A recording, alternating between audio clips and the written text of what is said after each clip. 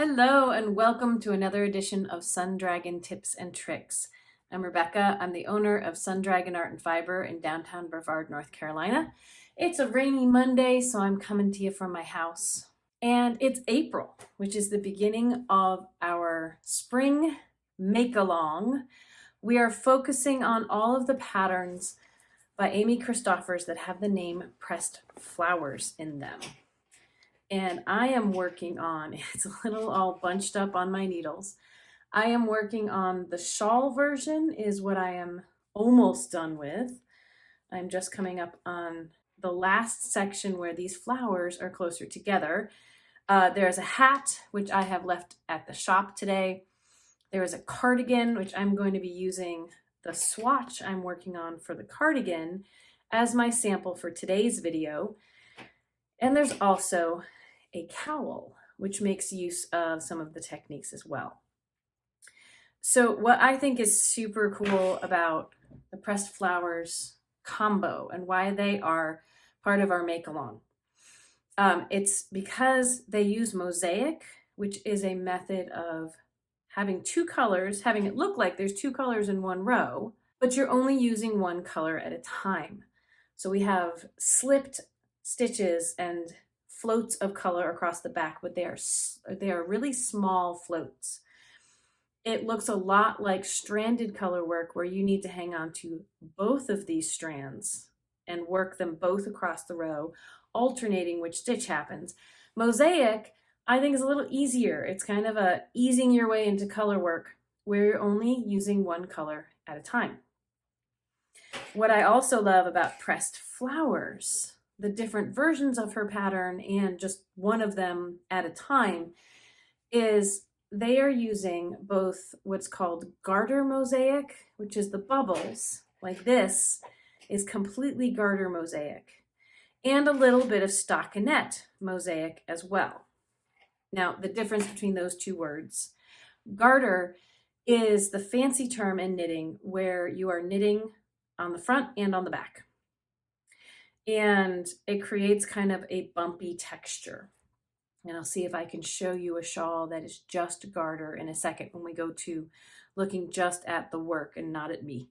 So, but then these flowers are made by, when you're working flat, knitting on the front side, but then purling on the back side so that all these V's all show up on one side. It's a very different texture.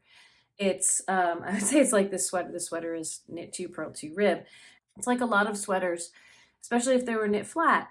The way that you get all the V's running down the outside of the surface, what is seen is by knitting on when the outside is facing and purling when the backside is facing.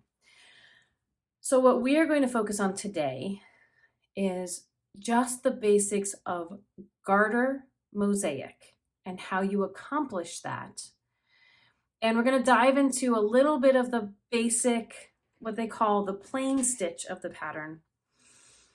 My goal with these videos, to kind of help you out if you decide to dive into this make-along, is not to give you all the instructions in these videos.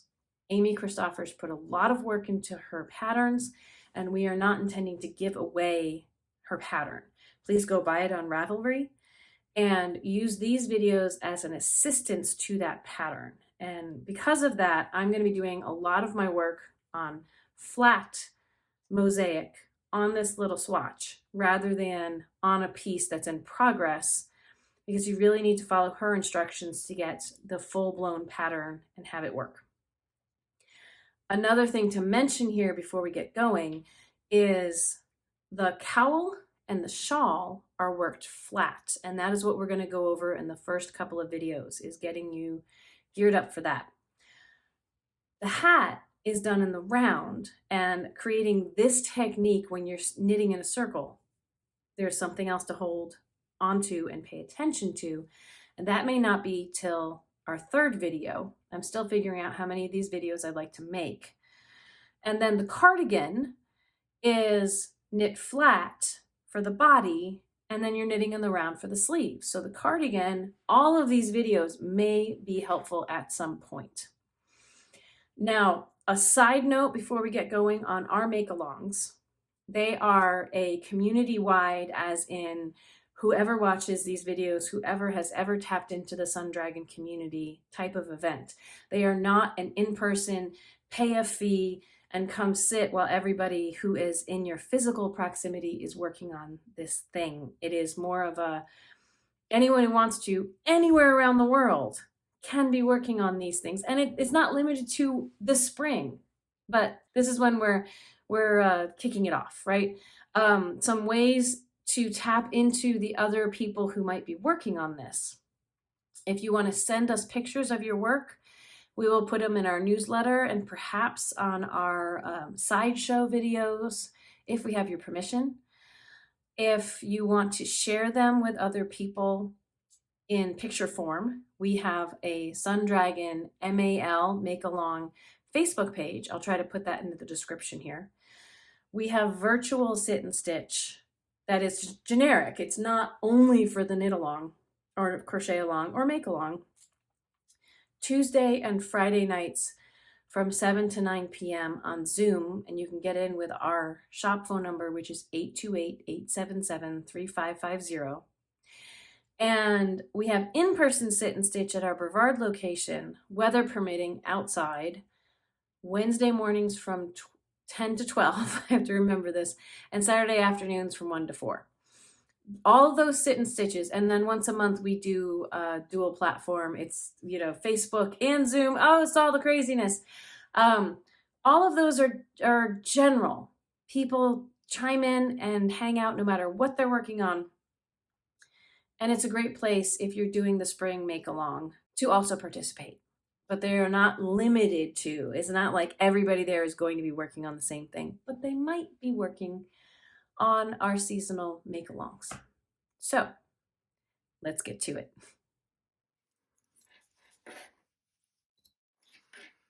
So here's a very different shawl that I'm working on that was just plain garter knit at the bottom, and I'm starting to do some garter mosaic up top, but it's not our pressed flowers. I brought this one over to show you garter, where if you knit every row, and this is alternating over and back with one color and then over and back with the second color, you get ridges of each color. And there's what I like to call a dirty side, where they're intermingled, and there's a clean side.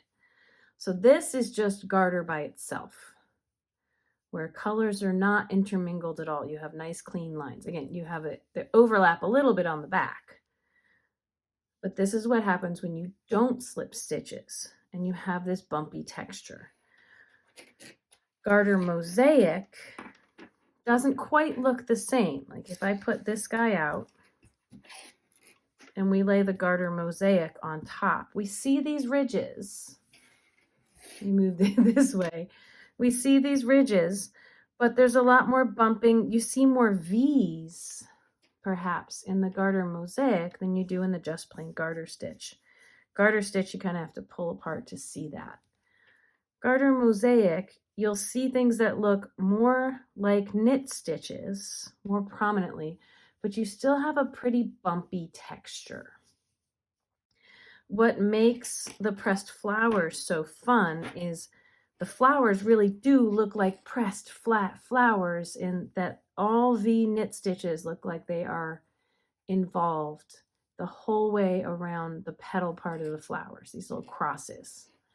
But the rest of it has all the bumpies. So we're not going to go over the flowers today. And I also don't necessarily want to go over step by step how to make every step of these flowers. I do want you buying Amy Christoffers' pattern and giving her credit where credit is due. But I will go over some of the things to pay attention to when you're working on these in a future video. For now, let's just go over the basic concept of garter mosaic. And we're going to do that by looking at this sample of the plain stitch, as she calls it. This is a very basic type of garter mosaic where the stitches are created. We have our main color and we have our contrast color. And the stitches are created with the contrast color And there's a pattern repeat of only one stitch of each color. So how to create this and get all the bumps and get it looking just right. The first thing that I have done here, thing I ended with, the thing that you can start with when you're doing your swatch to figure out if your gauge is right for the cardigan, say if you were working on that. I have a raised ridge row here at the very top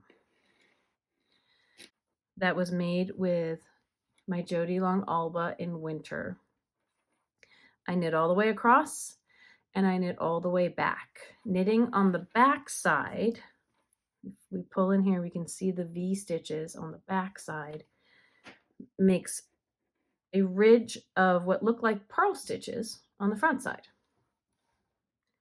So now I'm going to go over how to create this effect, the mosaic effect of slipping stitches, how we get it looking like on the row right below here, looking like we did a stitch with our contrast and a stitch with the winter.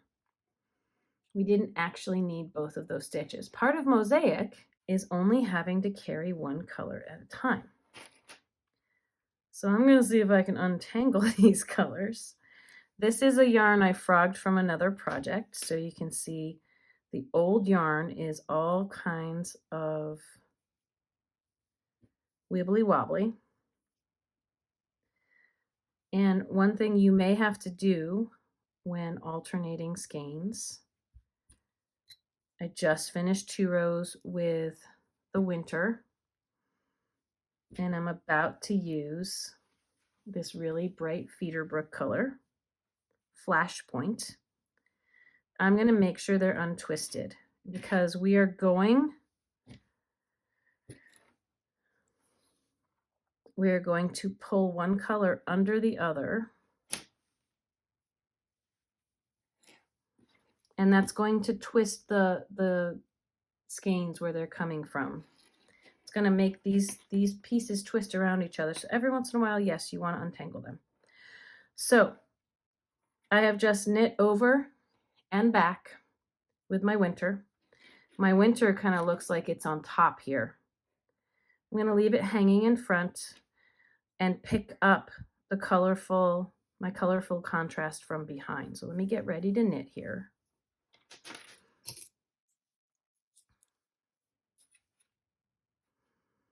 And if it bugs you, I'm working with circular needles on this. You could do it on flat ones. I would do it with the same needles that you're going to knit the cardigan with if you're knitting a cardigan. And I just made sure that my needle was coming up from underneath this yarn so it didn't feel like it was twisted around my cable. If that happens, you can always untangle the yarn ball, move it around your cable so you're feeling better about stuff. So again, I just left my white hanging in front, picking up the colorful from behind. And on this row, I'm going to knit a stitch with my contrast and then slip the next stitch what we call purlwise. And that means sticking your needle. It has everything to do with how the needle is going in to the stitch. It has nothing to do with where your yarn is. Some people get confused with this and they think I'm purling, so I have to move my yarn to the front. Not on this setup row. We want to slip with yarn in back. The yarn needs to stay behind everything on the wrong side, and we are on the right side right now. So I just knit a stitch and I'm going to stick my needle in like I'm going to purl just so I can slide it over. The lingo is to slip it purlwise so you know how to stick your needle into the stitch. They could just say stick it straight in and slide it, like slip your stitch without twisting it. The verbiage that has developed is to slip it purlwise. So knitwise is to come in like this because I'm going to knit the next stitch. Knitting comes over to the left.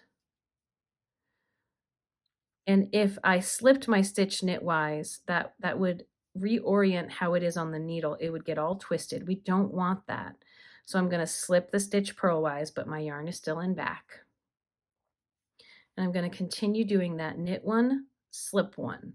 If you look at the stitches underneath, 2 rows down, I'm knitting the stitch that was knit a few rows ago, and I'm slipping the next one. That's keeping all my dots really, really lined up. So knit, slip purlwise, knit regular, slip purlwise, knit, and slip all the way across the row.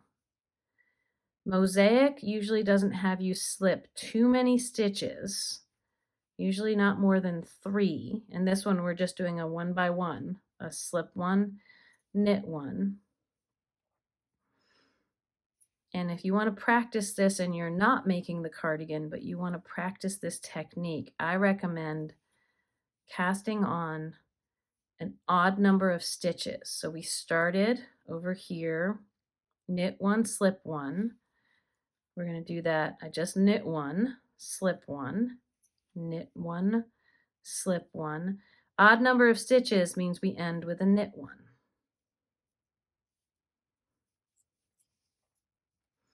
So that is my first row in Garter Mosaic.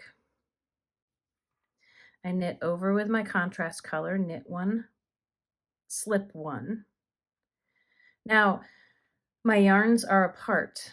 If you're working flat in Mosaic, Garter, or stockinette, and your yarns are on opposite sides of the work, it means you are only halfway through with that yarn color, and it's time to do your wrong side row.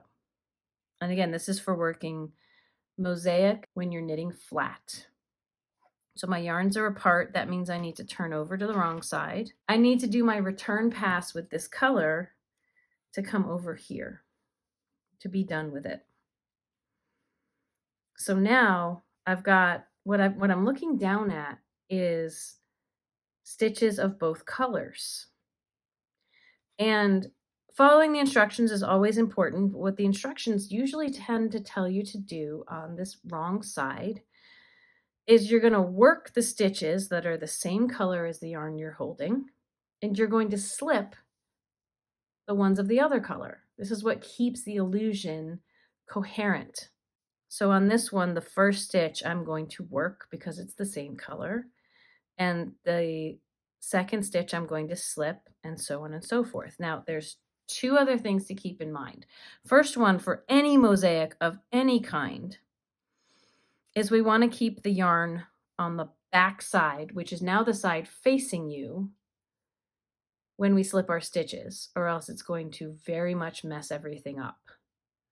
We want to keep a clean illusion on this side. So now we're on the back side. Anytime we slip a stitch, the yarn needs to be what we would call the front with yarn in front in terms of how this is oriented towards us. It is the front side, but it's the wrong side of the work. The yarn needs to stay on the wrong side of the work if front and back get a little confusing. The other thing is, because this is Garter Mosaic here, this basic stitch is Garter Mosaic, it means we knit things on the front side and we knit things on the back side. So that causes a little bit extra work to happen on the back side here. I'll show you what I mean. If we did exactly what we did on the front side of knitting, and by the way, slipping front or back always happens purlwise, but if we did the same thing that we had done on the other side of knitting and not doing anything, keeping everything where it was, and slipping and knitting and slipping, I am doing part of my instructions correctly because I am knitting the stitches that are the same color and I am slipping the stitches that are the other color. But I have been letting my yarn just stay in the back, like I did on the back of where I'm holding this, like I did on the other side. Let's turn it around and take a look. That does not look like this. I have my contrast color is floating on the right side of the work. We always want it floating on the wrong side of the work. And that's the side that when we're working back here that is facing us. So what we need to do, I'm going to tank this back out. I'm going into the stitch underneath and just slipping the slip stitch back. I have a video on tinking. if you want to learn how to do that. That's not specifically what this video is about. So if I'm going to garter mosaic, it means I want to knit when the wrong side is facing me, just like I do when the right side's facing me. But I need the yarn, move the yarn between the needles to the front here before you slip that stitch again. And then I have to move it to the back so I can knit. There's a lot more motion happening on the wrong side of the work. Move it to the front, which is the wrong side of the work, to slip a stitch. Move it to the back so I can knit. Move it to the front so I can slip a stitch. Move it to the back so I can knit. Keep in mind, the yarn needs to be on the wrong side of the work anytime you slip stitches. So I've slipped the other color, move the yarn to the back so I can knit, move the yarn to the front so I can slip, which is, when I say front for this, it's the wrong side of the work. Move it to the back so I can knit. This is going to, I'll turn it around so we can see, that looks much more like what we want it to look like. So if I turn around, the yarn's in front so I can slip, move to the back so I can knit. And I knit English style. Let me attempt to do this when holding the yarn continental. So we're moving, it's almost moving the yarn. You can move it to the front to slip and the back to knit. Depending on how you move your yarn for continental knitting.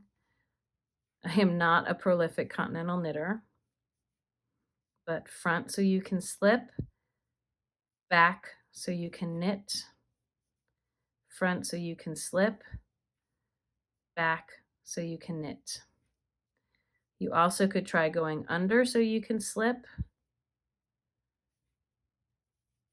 That might be a little confusing though, but for me, I do it pretty quickly when I'm really in the zone. Front, slip, back, knit, front, slip, back, knit, front, slip, back, knit. The most important thing to remember when you're working the wrong side is you should be knitting with the same color stitches as what you're holding in your working hand, and you should be slipping the other color stitches. And when you're slipping, the yarn should be on the wrong, if the wrong side is facing you, the yarn should be in front, which is now the wrong side. So it's not carried on the front side. And then to to seal the illusion here of these dots just puckering out of the main color fabric, it's the same thing again. I'm going to leave the yarn I just finished with in front. I'm going to pick up the other yarn from behind. And with our main color, we're just going to knit across. Doesn't matter. We're not doing a setup. Other mosaic, each color may have you do very specific things. For this make-along, this is often the pattern. I will say this is only for plain stitch. Creating the illusion of the flowers, we may be knitting a whole bunch of these stitches and then slipping stitches as well, even with our main color, to keep the illusion going. What happens with mosaic is every 2 rows are done by a different color. That is established. What is knit and what is slipped is what can change. With this plain stitch, I'm knitting all the way across. And then on the back side, I am also knitting all the way across.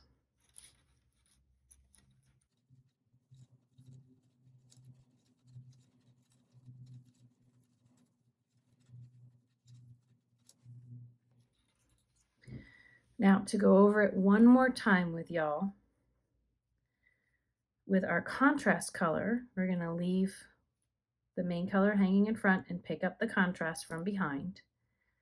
We're going to knit one and slip one.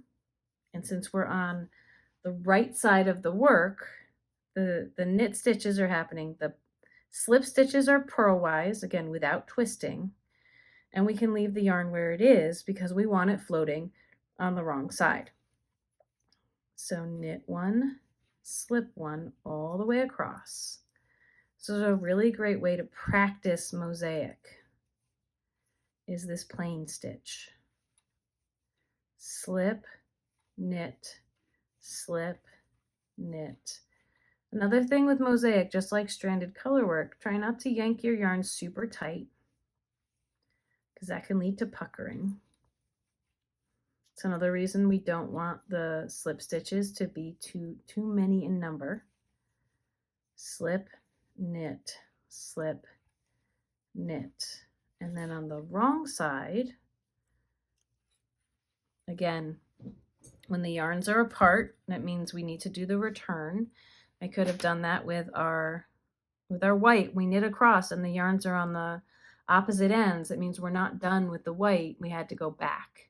Now that we've come over with our contrast multicolor, we need to go back. So I'm going to knit, but this time, because I am on the wrong side of the work is facing me, I need to bring the yarn to the front before I slip, and then yarn to the back to knit, yarn to the front to slip, yarn to the back to knit. Take your time with this. Muscle memory might want you to go this way and wrap, or might want you to go forward and back. We really need to come forward to the wrong side to slip, back so you can knit, forward to slip. I almost do it without thinking. Back to knit, forward to slip, back to knit, forward to slip, back to knit. So garter mosaic on the wrong side, there's a lot of motion happening. Forward to slip, back to knit, forward to slip, back to knit. And that slip stitches are still purlwise. Again, has everything to do with how the needle's going in and not much to do with where your yarn is. It is in the front on this side, but that's only because we're trying to make sure that our floats are hidden. Knit, forward to slip, back to knit, forward to slip, back to knit. I know I'm doing these quickly. You take your time with it and meet me at the end of the row when you're done. Now, when the yarns are together, it's time to suss out what was the last yarn I used. We leave that in front. We pick up the lower down yarn because it's that yarn's time. And on this sample, my instructions just say to knit across. I'm going to do that again.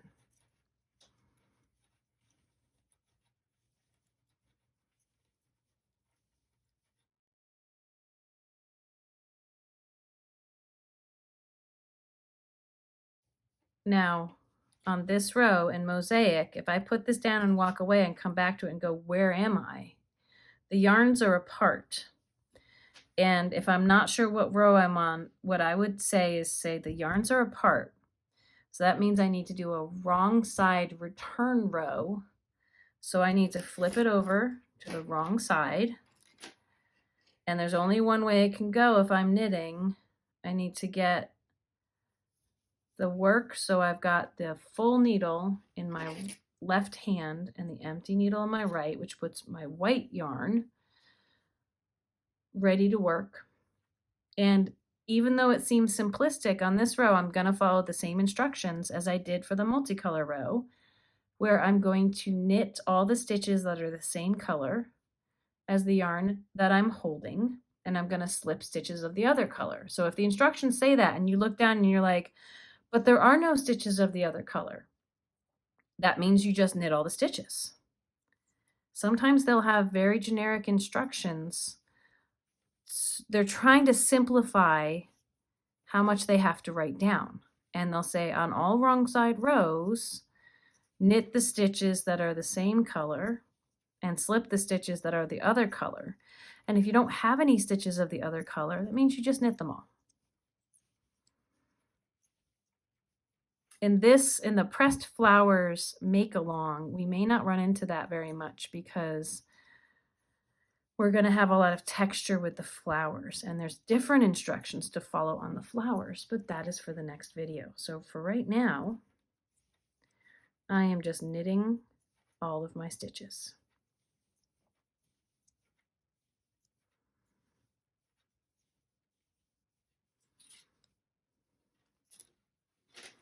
And I've added a few more rows to my gauge swatch sample. So thanks for joining us for step 1 of the pressed flowers make along accompanying videos. This was just a little bit about how to do a plain stitch swatch. I have thoughts on other videos, especially on how to read the charts that come along with it. I will probably draw out my own version of the charts. There's also how to work the flowers and how that differs from kind of the background palette of what we have here. If we look at what's going on with these guys and what's going on in my cowl, you can see how they look a little different. Instead of all the bumpies, we don't have quite so much bumpy. So we can talk about what makes Amy Christoffers' pattern so unique and, in my opinion, fun to do. So if you'd like to try this out, this plain stitch out, if that's like your deciding factor to decide whether to jump into the patterns, that's awesome. But at this point, I would say if you want to follow or make any of the shawl, the cardigan, the hat, or the cowl, please go buy her pattern and support all the work that she put into this, because I think it's kind of genius what she did. I really love the thoughtfulness that went into this pattern. The next video, I will show you a little bit of how to do a flower on here, but we are not going to go over a lot of the detail because it is something that I would like you to learn from her pattern more than from me. Credit where credit's due. So if you've liked what you've seen and you haven't subscribed yet, please consider subscribing. You can also support us over on Patreon, patreon.com/sundragon. We have memberships here on the channel if you would like to support us monetarily, as well as over on Patreon. Anything you've done, giving us a watch, subscribing, liking this video, leaving a comment, all of it helps the algorithms, all those crazy things. We hope that we have been of assistance today. I love helping people out. And as I always like to say, may your crafting be filled with joy and confidence. We'll see you next time. Bye-bye. How's my kitty today? Is this a good rainy rest day? Oh, yeah? Yeah. Oh, big stretch. Good kitty.